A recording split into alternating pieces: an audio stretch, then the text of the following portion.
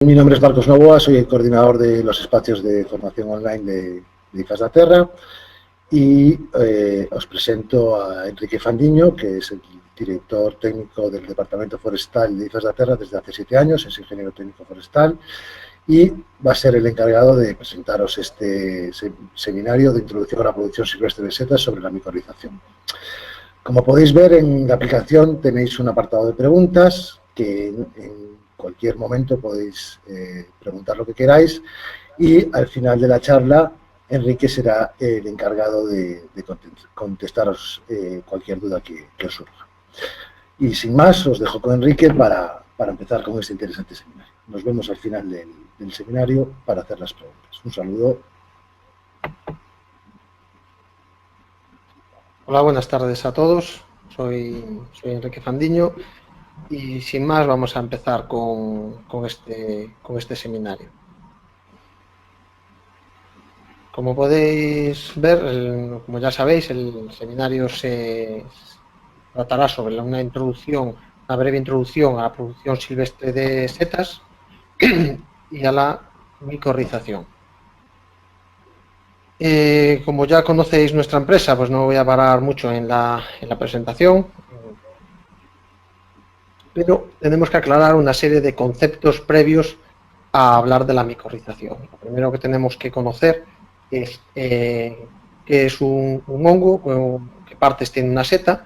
Como veis ahí, las setas pues tienen un sombrero que suele estar recubierto de una piel que se recibe el nombre de cutícula, y este sombrero tiene un himenio en la parte inferior que, como ves en esta imagen, puede estar formado por láminas, pero puede estar formado por poros o puede tener otras formas. Un pie, y bajo tierra ya estarían las hifas formadas o que forman el micelio del hongo. Bien, para conocer los hongos, o cuando hablamos de los hongos, los solemos dividir en función de las estrategias de vida o de la forma de nutrición que tiene este hongo. Entonces los dividiríamos en 3 grupos, que sería el grupo de los hongos parásitos, el segundo grupo el de los saprófitos, y el tercero, que es el que donde nos vamos a parar hoy, serían los hongos micorrízicos. Los parásitos, como su nombre indica, son aquellos que viven a costa de otro ser vivo, causándoles un daño. Por lo tanto, estos hongos normalmente vamos a luchar contra ellos, aunque sí puede haber algún caso de algún hongo parásito con un cierto interés. El segundo grupo de los saprófitos habitualmente es el más conocido porque son aquellos que se alimentan de materia orgánica y por lo tanto son susceptibles de ser cultivados. Dentro de este grupo estarían los champiñones, la seta de ostra amarilla, el shiitake, todos estos hongos que encontramos durante todo el año en las tiendas de los supermercados, etc., tiendas de alimentación. Se puede encontrar todo el año precisamente por esta facilidad en su cultivo. Y el grupo en el que nos vamos a parar sería el de los hongos micorrízicos, que son aquellos que viven asociados a una planta. En este caso, normalmente los que nos interesan son los que están asociados a árboles. Y en esta asociación simbionte, pues ambos organismos tienen unos beneficios. ¿Qué beneficios recibe la planta? Pues gracias al hongo, la planta es capaz de absorber hasta un 60% más de agua. Esto es porque el micelio del hongo actúa como una ampliación del propio sistema radicular de la planta, con lo cual es capaz de absorber, como decía, hasta un 60% más de agua, lo cual lo hace resistente a las sequías y a suelos adversos. Con lo cual, la micorrización se va a generar beneficios a la planta, sobre todo en terrenos con pocos recursos hídricos o con pocos nutrientes. Por otro lado, el hongo es capaz de asimilar vitaminas y reguladores de crecimiento que no es capaz de asimilar la planta por sí misma, aumenta asimismo la absorción de fósforo, nitrógeno potasio, sodio y zinc, que normalmente están en formas químicas no asimilables por la planta, y también actúa como barrera frente a patógenos que están a hongos patógenos que vamos a encontrar en el suelo. Un ejemplo que os pongo en esta foto, incluso algunas micorrizas permiten respirar bajo el agua, como es el caso del Actomycetes salmi, que se micorriza en los alisos.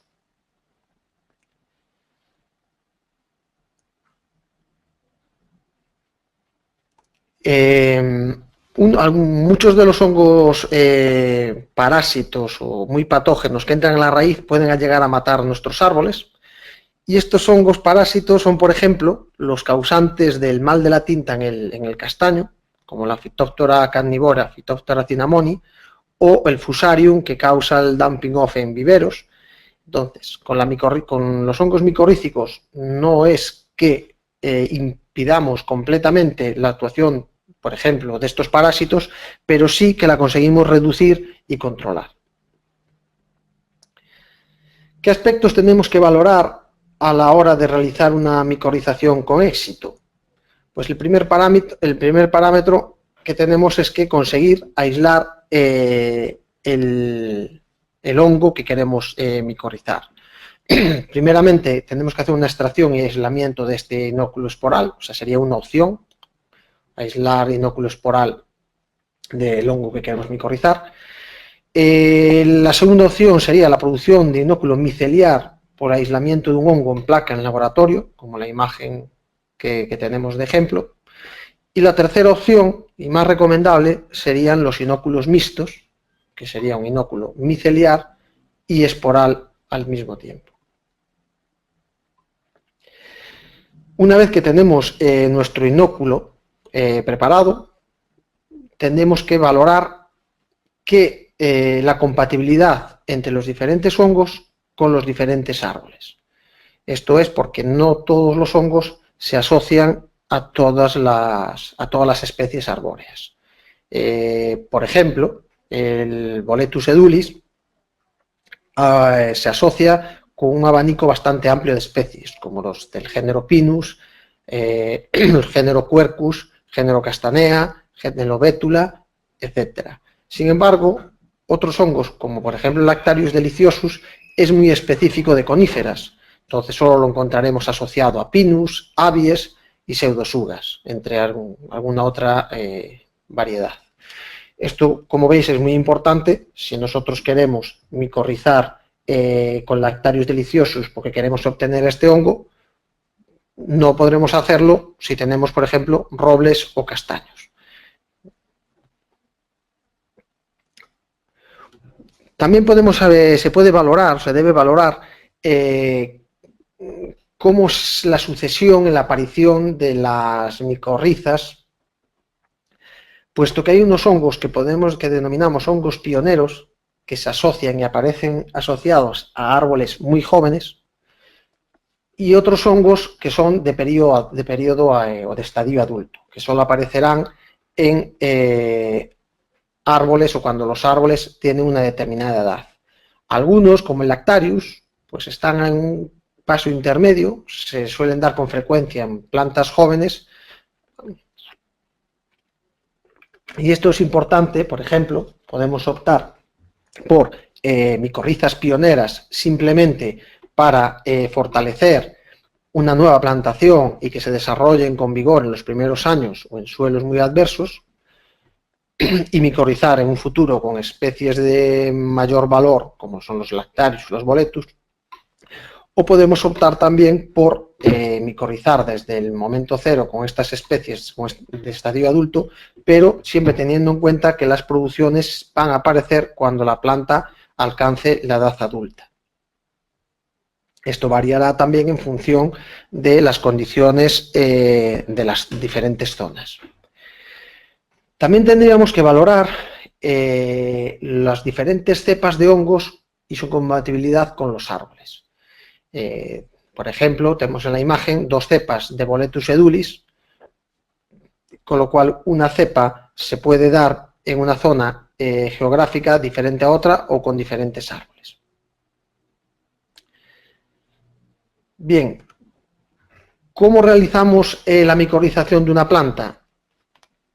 Básicamente podemos distinguir dos métodos. Uno que sería la micorrización de planta joven en vivero, y tendríamos también la opción de micorrizar planta adulta ya en monte.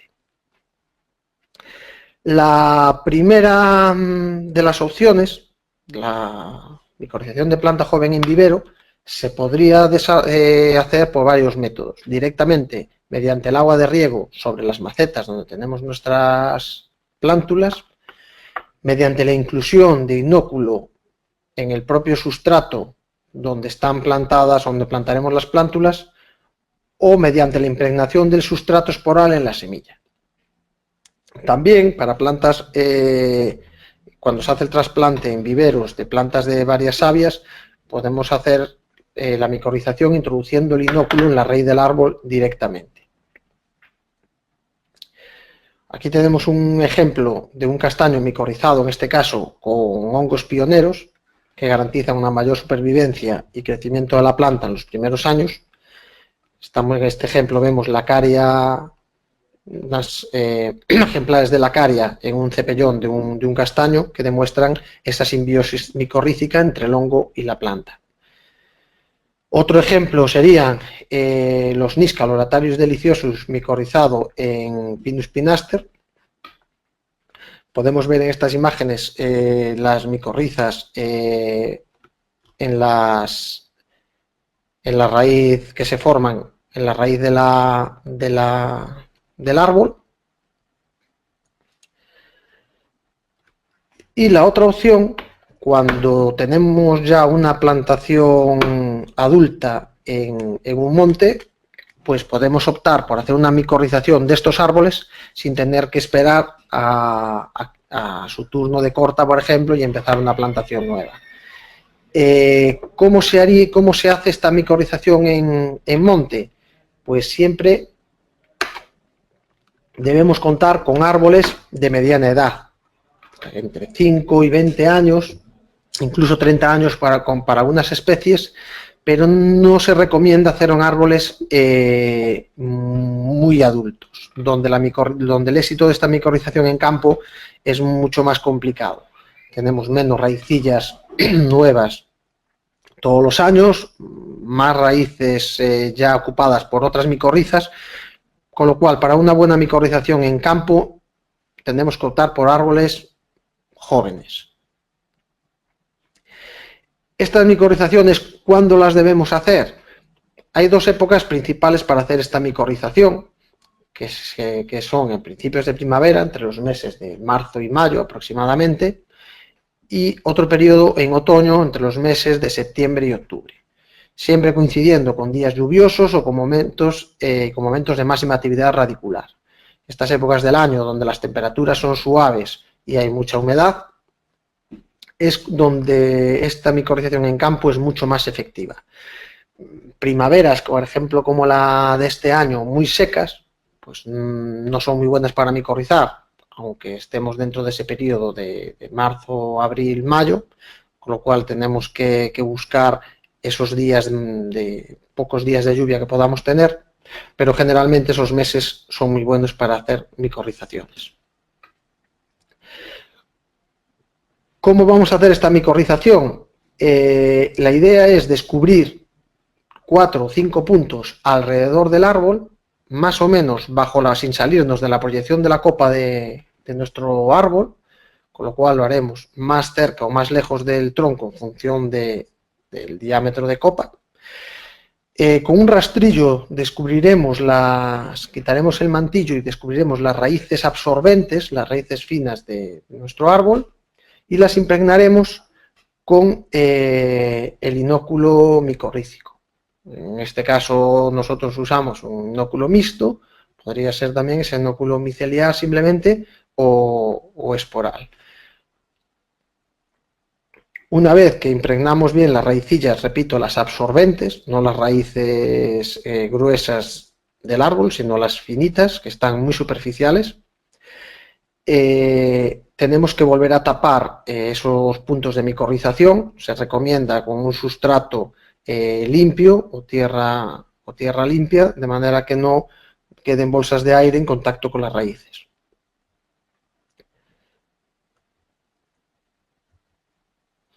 ¿Qué cantidad de inóculo necesitamos por árbol?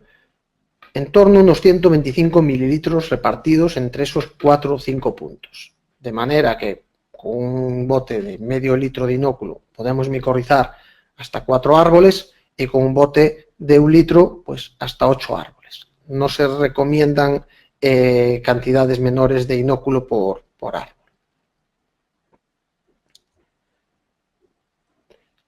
¿Qué conseguimos con esta micorrización?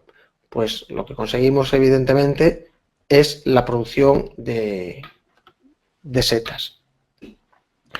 Se ha desarrollado o hemos desarrollado en su día un estudio de I+D entre IFAS da Terra y el Centro de Investigaciones Forestales de Lourizán, consistente en la producción de híbridos de castaño resistentes a la tinta, seleccionados para fruto y al mismo tiempo micorrizados con Boletus edulis. Os voy a presentar brevemente este estudio para que podamos valorar en cifras los resultados de una micorrización. Y este estudio consistió en la producción de inóculo para micorrización de plantas a partir de cepas de hongos autóctonos de cada región. Es importante siempre contar con diferentes cepas del hongo por aquellas compatibilidades que decíamos antes, con lo cual si juntamos diferentes cepas de hongo siempre tendremos la posibilidad de que alguna de ellas sea compatible para nuestra zona y con nuestros árboles. La segunda parte del proyecto consistía en la producción de híbridos de castaño resistentes a la tinta que fueron seleccionados para la producción de fruto de calidad, con lo cual buscábamos un castaño que, siendo resistente a la tinta, tuviera también la función de ser productor de castaña, y luego posteriormente se micorrizaban, como vemos en la imagen, con Boletus edulis. Podemos ver estas raíces donde se observan hifas del micelio del Boletus asociada a las raíces del castaño. Pues bien, este proyecto durante los años 96 al 2000 se hizo el seguimiento de estas plantaciones micorrizadas con diferentes marcos de plantación para determinar cómo se comportaba o qué producciones se conseguían del Boletus en función también de la densidad de la masa. Con lo cual tenemos parcelas con un marco de plantación de 3 por 3 metros, 4 por 4 metros, 5 por 5 metros, 6 por 6 y 7 por 7. Lo que se pretendía en estas plantaciones preestablecidas era al mismo tiempo seguir la producción de madera y castañas. Estas plantaciones son micorrizadas o con el método que os describí anteriormente, y se recogían las producciones de setas del grupo edulis, de Boletus del grupo edulis, solamente durante la época de otoño. Se obviaba, por lo tanto, las producciones primaverales que pudieran existir, que sabemos que el Boletus en primavera, pues si las condiciones son buenas, también saca alguna producción. Y se determinó primeramente que el 80% de la producción se producía en el mes de octubre. Las parcelas estaban establecidas en dos regiones, en dos zonas diferentes. Unas parcelas estaban en Pontevedra, en Lourizán, y las otras también en la provincia de Pontevedra, pero en el ayuntamiento de Aestrada.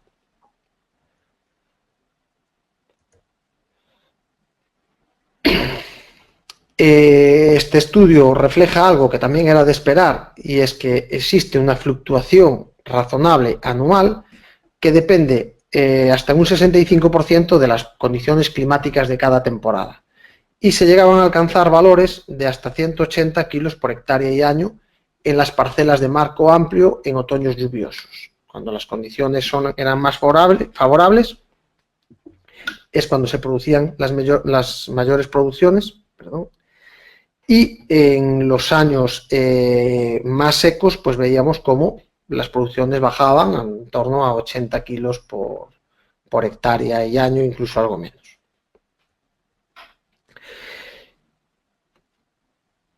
Y en esta gráfica lo que os quiero enseñar es las producciones que encontrábamos en las diferentes parcelas en función del marco de plantación.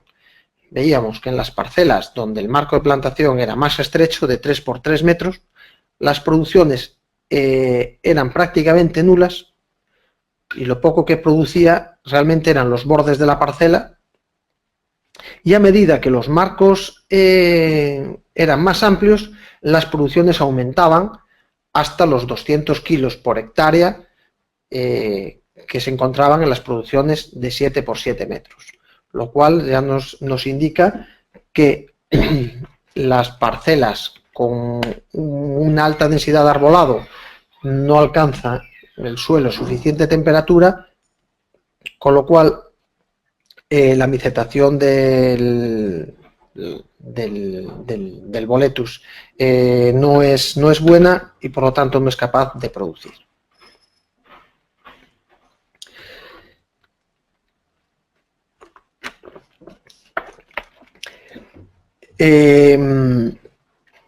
Con todos estos datos, lo que nosotros proponemos para un determinado propietario o para que sería un castañar multifuncional, donde podemos hacer un aprovechamiento de la madera, de las setas y de las castañas. Con estos marcos amplios, entre 6 y 7 metros, vemos que la producción de setas es muy buena, alcanzando pues hasta 1.500 euros, 150 kilos de media de boletus por hectárea, a un precio medio de unos 10 euros kilo, podemos hablar de unos 1.500 euros anuales.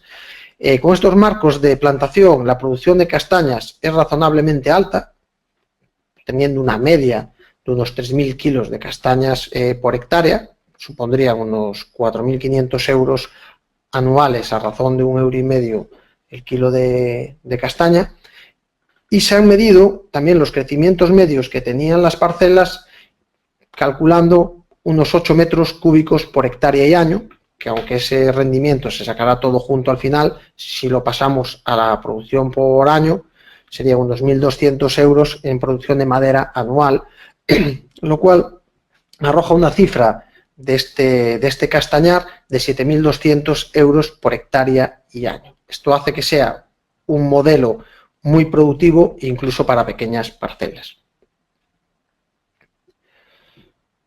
Os presento a continuación pues algunos ejemplos, pues, como un Boletus edulis fructificando años después de una clara y de una micorrización en un castaño, en Gifas da Terra.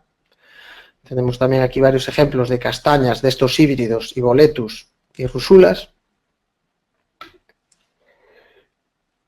Y también quería destacar que además del ejemplo que poníamos de los castaños como un ecosistema de los más productivos en cuanto a Boletus edulis, en zonas donde la calidad o profundidad del suelo no son buenas para especies exigentes como es el castaño, siempre tenemos la opción de coníferas que se pueden micorrizar o bien con boletus, pero también con lactarius deliciosus que podrán empezar a producir a partir de los 8 o 10 años de edad de la planta.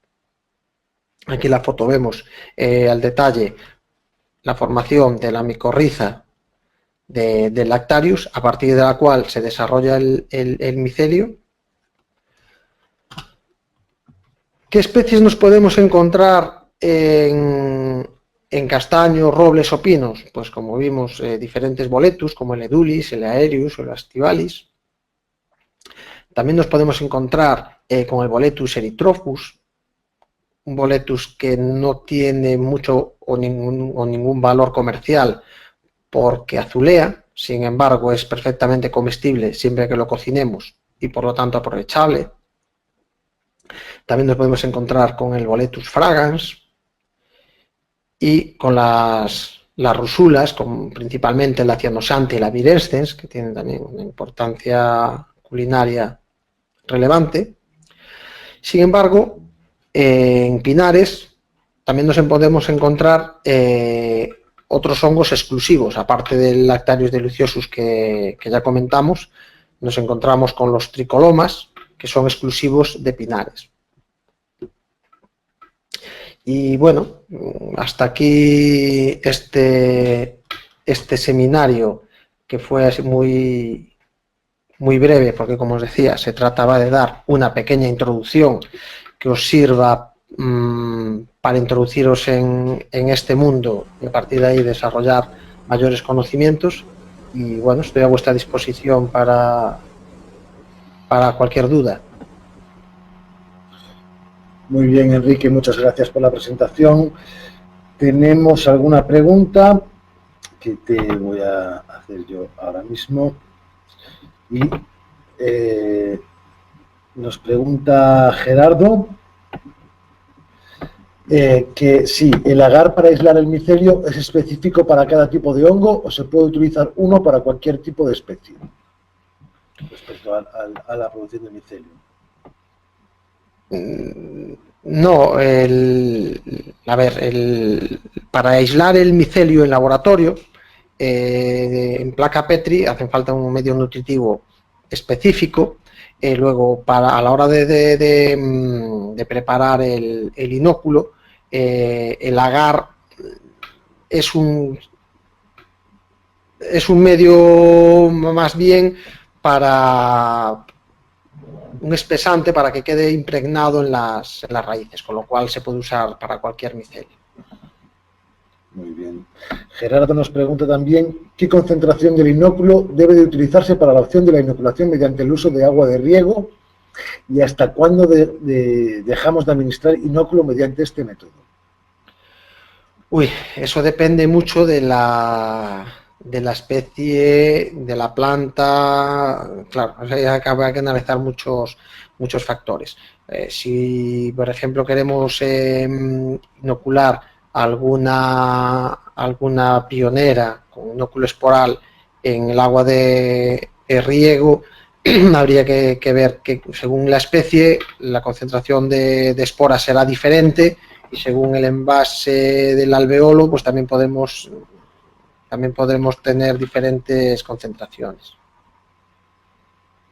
Muy bien. Adrián nos pregunta cómo se puede extraer inóculo del medio natural.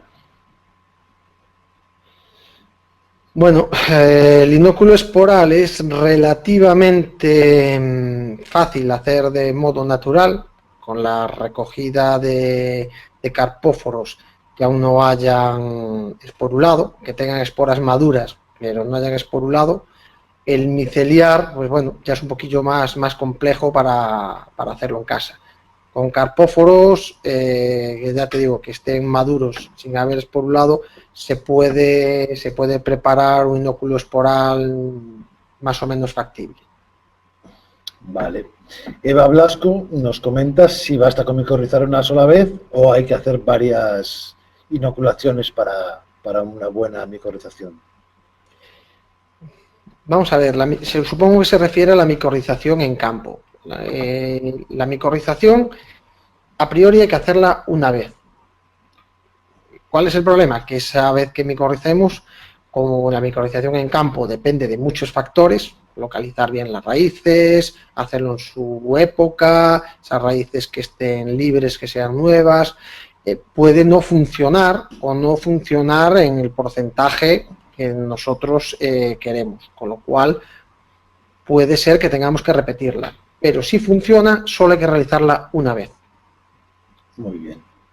María Rosa nos pregunta por la productividad de las parcelas de pino con Lactarius. ¿Perdón? ¿Por la? Producción de las parcelas de pino con Lactarius. Bien. Sí, depende mucho de la zona y del grado de micorrización. Nosotros los estudios que tenemos pormenorizados son en parcelas de castaño, por eso tenemos esos datos tan concretos.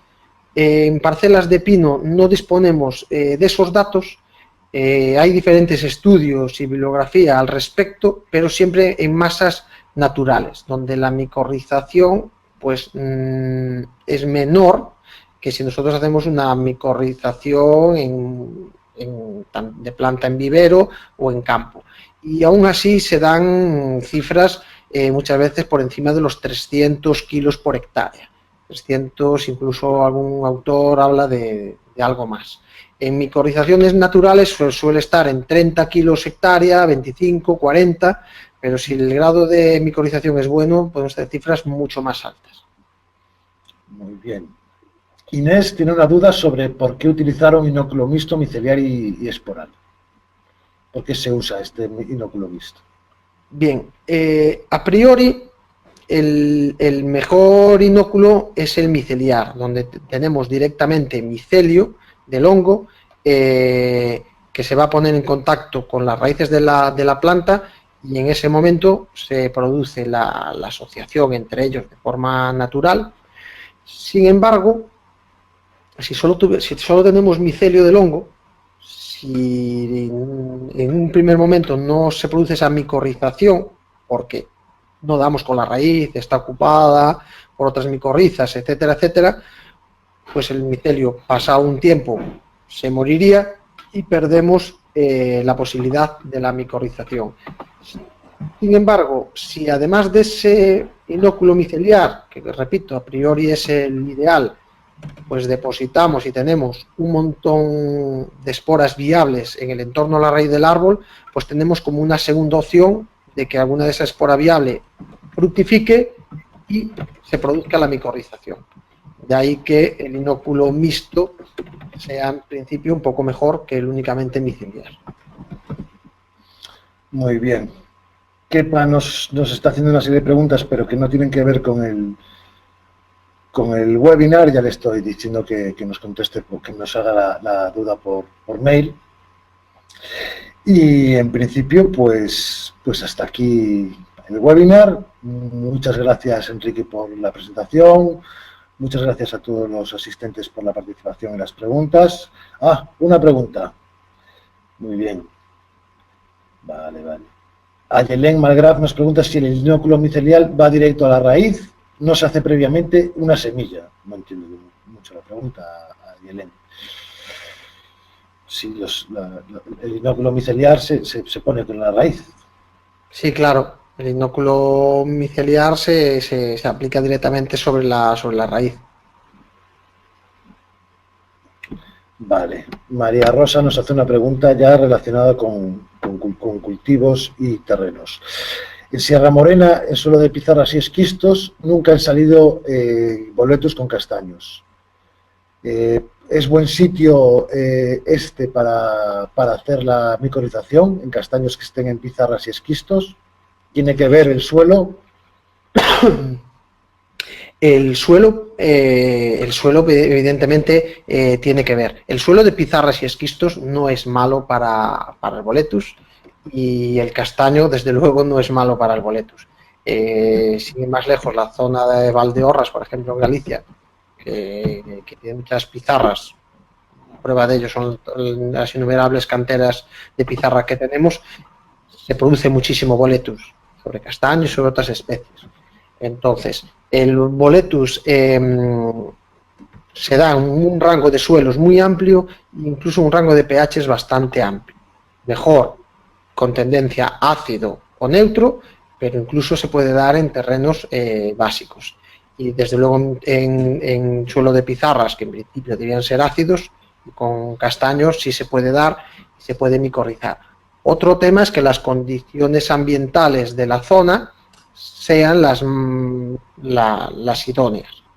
Habiendo castaño no debía de ser malas para el boletus, puesto que los requerimientos hídricos de la especie también casan muy bien con los requerimientos del boletus. Vale, Gladys nos hace una pregunta de nota, porque nos pregunta que para Quercus, ¿qué cepa se recomienda en zona tropical? Yo creo que no sé si tendremos muchos datos de producción en zonas tropicales. En zonas tropicales ahora mismo pues tendríamos que verlo y le podríamos contestar por mail sin ningún problema. Vale, pues ya le paso yo a Gladys el contacto. Norberto nos pregunta si se podría aislar micelio de Tuber melanosporum. Sí, de hecho, vamos a ver, una de las plantas que más se micorrizan y se plantan micorrizadas, precisamente es planta micorrizada con tuber melanosporum. Normalmente se suele trabajar más con micelio esporal, en este caso del tuber.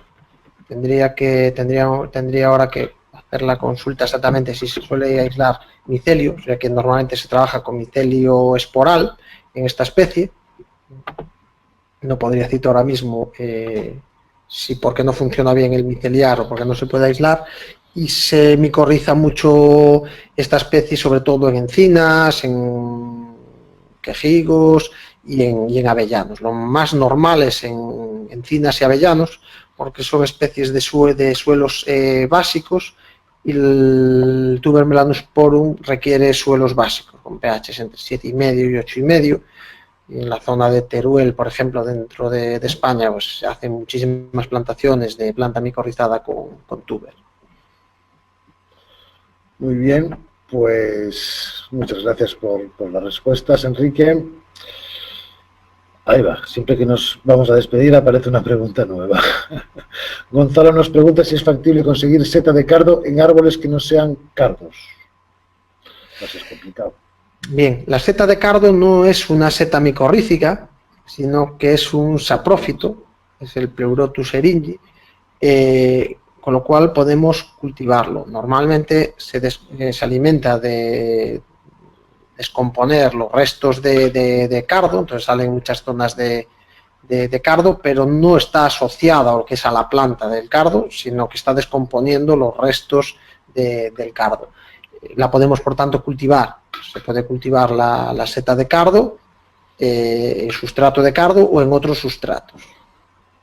Esto ya para los que estáis presentes ya os llegará la información, pero en junio tendremos un webinar sobre cultivo de saprófitos. Pues si no hay ninguna pregunta más, os agradecemos a todos la participación.